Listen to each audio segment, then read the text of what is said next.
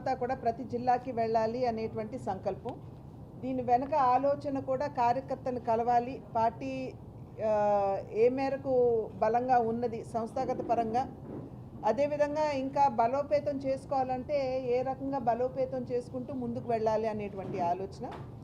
ఇంకోటి రాజకీయ కోణం నుండి ఆ జిల్లాల్లో ఉన్నటువంటి రాజకీయ పరిస్థితులు, సమీకరణలు, వీటన్నిటినీ కూడా కార్యకర్తలతో చర్చించాలి, ఒక కార్యాచరణకి రూపొందించాలనేటువంటి ఆలోచనతో నా పర్యటన నేను ప్రారంభించడం జరిగింది. ఇవాళ నేను ఈ జిల్లాకి వచ్చినటువంటి సందర్భంలో ఇందాక చెప్పినట్లుగా సంస్థాగతపరమైనటువంటి అంశాల మీద, ఆ తర్వాత ఈ జిల్లాలో ఉన్నటువంటి నాయకులందరితో కూడా ఈ జిల్లాలో ఉన్నటువంటి పరిస్థితుల గురించి మాట్లాడటం అనేది జరుగుతూ ఉంటుంది. మనందరికీ తెలుసు, గడిచిన 9.5 సంవత్సరాల కాలంగా నరేంద్ర మోడీ గారు దేశానికి అందించినటువంటి సుపరిపాలన, అందులో భాగంగానే ఆంధ్ర రాష్ట్రానికి ప్రత్యేక ఆంధ్ర రాష్ట్రంగా అవతరించిన తర్వాత అనేక విధాలుగా కూడా ఆంధ్ర రాష్ట్రానికి తన సంపూర్ణ సహకారాన్ని వారి నాయకత్వంలో భారతీయ జనతా పార్టీ కేంద్ర ప్రభుత్వం అందిస్తూ వస్తున్నది. అయినా కూడా ఇవాళ ఒక రకంగా చెప్పాలంటే ఒక అపవాదు, దుష్ప్రచారం, రాష్ట్ర అభివృద్ధికి భారతీయ జనతా పార్టీ తోడ్పడదు అనేటువంటి ఒక ఆలోచన ప్రజల మనసుల్లోకి చొప్పించడానికి జరిగిన ప్రయత్నం. ఈరోజు చూసినట్లయితే వికసిత్ భారత్ అనేటువంటి ఒక బృహత్తరమైనటువంటి కార్యక్రమంతో భారతీయ జనతా పార్టీ ప్రజల ముందుకి, అంటే కేంద్ర ప్రభుత్వం ప్రజల ముందుకి రావడం జరిగింది. ప్రతి రాష్ట్రంలో కూడా దగ్గర ఇప్పుడు మన రాష్ట్రం కనుక చూసుకున్నట్లయితే 115 ఎల్ఈడి వ్యాన్స్ ఇవాళ మేము కేంద్ర నాయకత్వానికి చేసినటువంటి ఫిర్యాదు మేరకు మేము ఎప్పుడైతే వారి దృష్టికి తీసుకొని వెళ్ళామో ఈ రకంగా ఇక్కడ జరుగుతున్నది అనేటువంటి విషయం, మీడియా మీరు తెలియనటువంటి విషయం కాదు, కేంద్ర ప్రభుత్వం కూడా ఇవాళ నిర్ణయం తీసుకుంది. మీరు కేంద్ర ప్రభుత్వ పథకాలకు కనుక పేర్లు మార్చినట్లయితే రాష్ట్రానికి రావాల్సినటువంటి వనరులు దాని మీద మేము కూడా దృష్టి సారించాలి అని చెప్పి కేంద్ర ప్రభుత్వం తీసుకున్నటువంటి నిర్ణయం, అది మీ అందరికీ తెలుసు. అదేవిధంగా ఇప్పుడు మేము ఇవాళ వికసిత్ భారత్ ఎందుకు వచ్చిందండి? మేము ప్రజల్లోకి వెళ్ళి మేము చెప్పుకోవడానికి, ఈ పథకాలన్నీ కేంద్ర ప్రభుత్వం ఇచ్చింది అని చెప్పి చెప్పుకోవడానికి. ఇవాళ ప్రజల్లో అవగాహన ఖచ్చితంగా పెరిగిందని చెప్పి మేము విశ్వసిస్తున్నాం.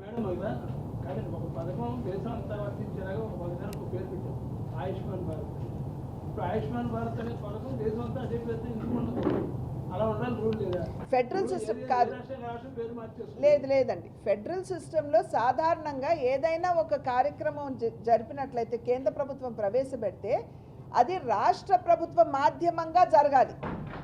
ఇవాళ జీవన్ జ్యోతి యోజన ఉందండి, ప్రధానమంత్రి జీవన్ జ్యోతి యోజన.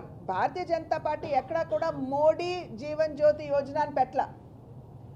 ప్రధానమంత్రి ఇవాళ నరేంద్ర మోడీ గారు కావచ్చు, రేపు ఇంకొకరు కావచ్చు, కానీ ప్రధానమంత్రి ఆ పదవిని దృష్టిలో పెట్టుకుని కేంద్ర ప్రభుత్వం ప్రవేశపెట్టింది కాబట్టి ప్రధానమంత్రి జీవన్ జ్యోతి యోజన అని ప్రవేశపెట్టారు.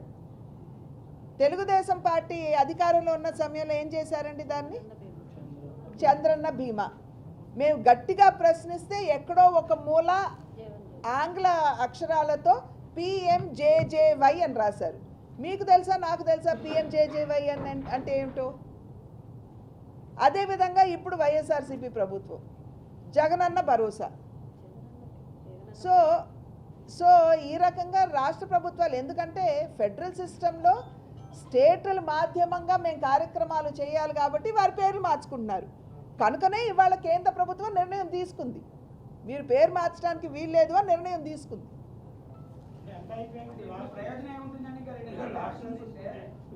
ఎలక్షన్స్కి పరిమితం కాదు కదండి, ఆ తర్వాత కూడా ఉంటాయిగా, ఆ తర్వాత కూడా కేంద్ర ప్రభుత్వం రాష్ట్ర ప్రభుత్వాలు ఉంటాయి కదా.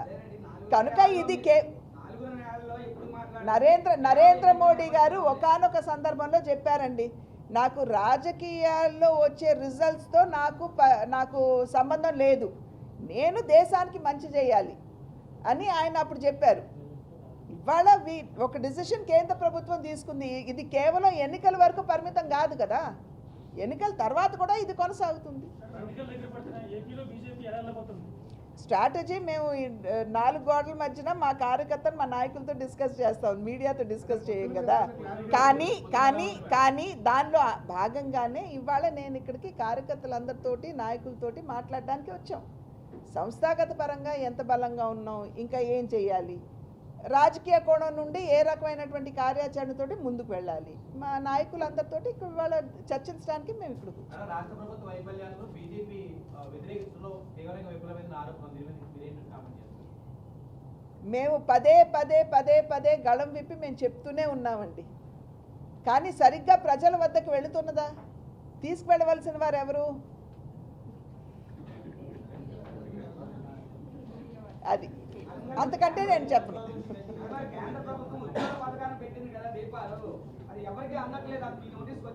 ఏంటండి?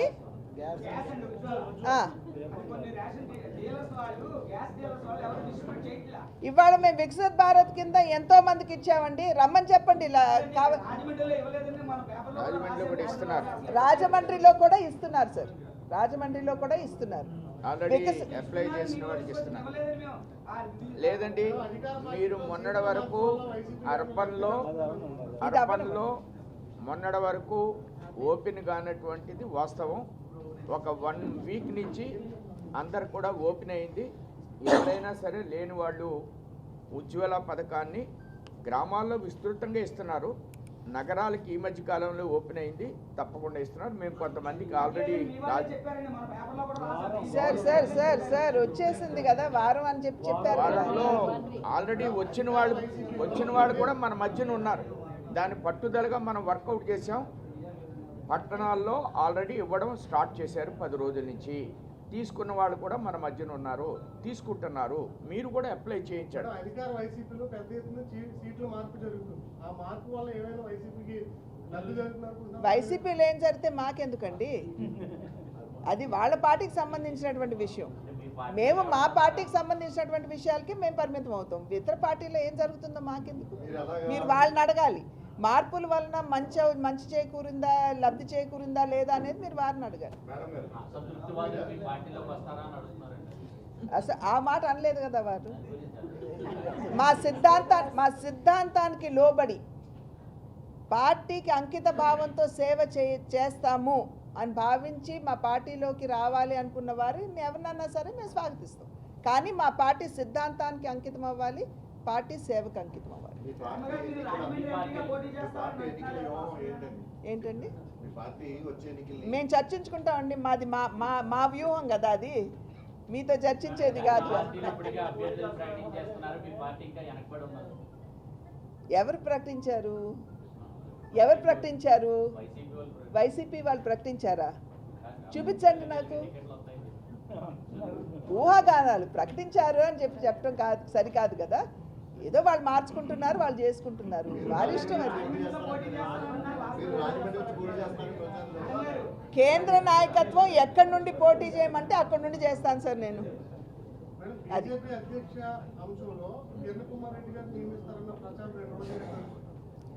ఇవాళ రాష్ట్రంలో పెద్ద ఎత్తున అవినీతి జరుగుతుంది. దానికన్నా పురంధేశ్వరిని మారుస్తారా లేదా అనేది ముఖ్యమా? రాష్ట్రంలో ప్రభుత్వ ఆస్తులు అమ్ముకుంటుంది ప్రభుత్వం, దానికంటే నేను అధ్యక్షురాలుగా ఉంటానో లేదో ముఖ్యమా? నాణ్యత లేనటువంటి మద్యాన్ని తయారు చేసి వారి జేబులు నింపుకుని పేదల ప్రాణాలతో చెలగాటం ఆడుతుంది వాళ్ళ ప్రభుత్వం, దానికంటే నేను రాష్ట్ర అధ్యక్షురాలుగా ఉంటుందా లేదా అనేది ముఖ్యమా?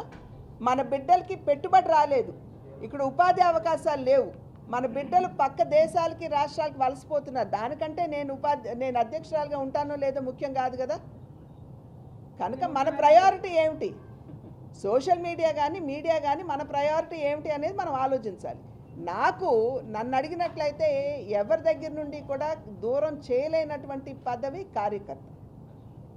సో అధ్యక్షురాలుగా నాకు బాధ్యత ఉన్నంతకాలం నేను స్టిల్ భారతీయ జనతా పార్టీ కార్యకర్తని. మరిన్ని వీడియోస్ కోసం ఛానల్ ని సబ్స్క్రైబ్ చేయండి, లేటెస్ట్ అప్డేట్స్ కోసం వాట్సాప్ ఛానల్ ని ఫాలో చేయండి, అండ్ లింక్ డిస్క్రిప్షన్ లో ఉంది.